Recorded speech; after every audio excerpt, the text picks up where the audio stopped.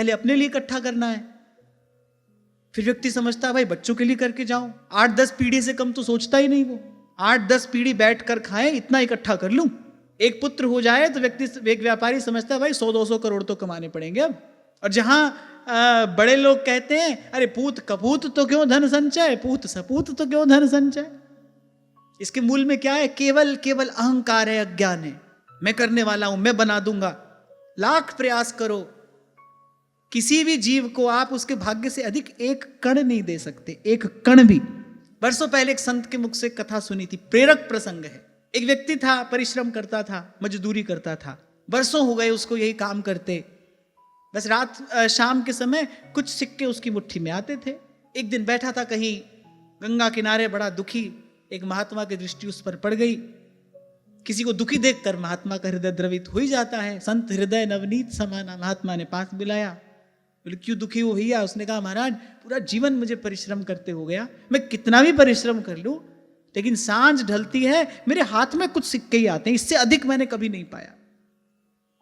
महात्मा अनुभवी थे, ज्ञानी थे।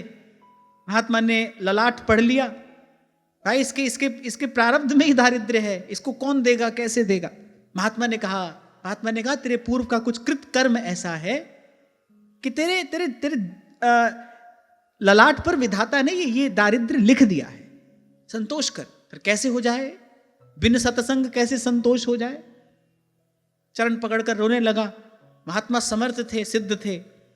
महात्मा ने कहा अमुक स्थान पर जा, वहां पर बड़ा बड़ा सुंदर मेला लगा है, भांति भांति के वस्त्र है, पकवान है, गान तान तरंग सब कुछ है वहां पर। जा, सांझ तक का समय है तेरे पास, जो तेरे मन में आए वो सब वहां से ले लेना। बोले सब ले लूं? हाँ। बोले जो तेरे मन में आए सब ले लेना। सांझ तक का समय है, सांझ होते ही वहां से बाहर आ जाना। अब पहुंचा मेले में, अब देखा सुंदर सुंदर वस्त्र है, आभूषण है, नर्तकियां नृत्य कर रही हैं, कहीं कहीं कहीं सुंदर गान हो रहा है, बड़े अद्भुत आकर्षण है वहां पर। कहीं सोने चांदी के आभूषण हैं, कहीं मणिमाणिक रखे हैं। अब उसने कहा, महात्मा ने कहा था जो मन में आए सब ले लेना, तो सबसे पहले क्या करो? तो बोले सबसे पहले तो पेट भर के भोजन करना चाहिए। अब कभी इतना सुंदर भोजन किया नहीं था, पेट भर के भोजन करने बैठा।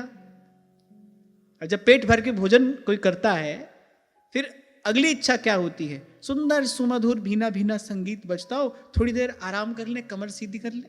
ऐसा ही तो होता है। बहुत बढ़िया भोजन आप करो, ठीक है, आप तो कोई थोड़ी देर हमारे चरण दबा दे और थोड़ा आराम कर ले। भोजन का प्रभाव यही है। बढ़िया पेट भर के भोजन किया, सुंदर नर्तकियां नृत्य कर रही थी, गीत गा रही थी। एक दो निकट आई, बोले आपकी कुछ सेवा करें?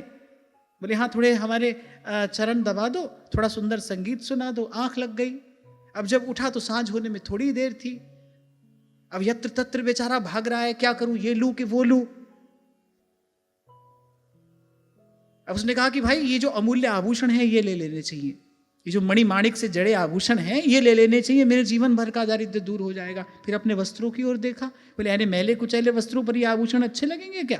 फिर जहां सुंदर सुंदर वस्त्र रखे थे, बेचारा वहां गया, अभी सुंदर वस्त्र पहने ही थे। सूर्य भगवान ने कहा कि ठीक है भैया, हमारा कार्य पूरा हुआ, अब हम चलते हैं। सांझ हो गई। महात्मा ने कहा था सांझ होने के बाद एक क्षण भी वहां रुकना नहीं तो उस स्थान के साथ साथ तू भी नष्ट हो जाएगा। अब बेचारे ने दौड़ लगाई, मुख्य द्वार थोड़ी ही दूर था। अब जब जैसे ही मुख्य द्वार के निकट आया, दोनों ओर सिक्कों के ढेर थे। अब उसने कहा भाई और कुछ तो हाथ नहीं आया, 2 मुट्ठी सिक्के ही हाथ से लेता चलूं। महात्मा ने तो पूरा अवसर दिया, सुबह से शाम तक का एक एक वस्तु समुपलब्ध करा दी, लेकिन सांझ ढली, हाथ खोला तो मुट्ठी में वही सिक्के।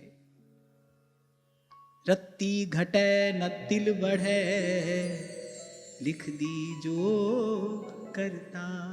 इसीलिए तो सूरदास कहते हैं, सूरदास होनी सोगी, सूरदास होनी सोगी, मूरख सोच करे, रे विधना टारे नाही टरे।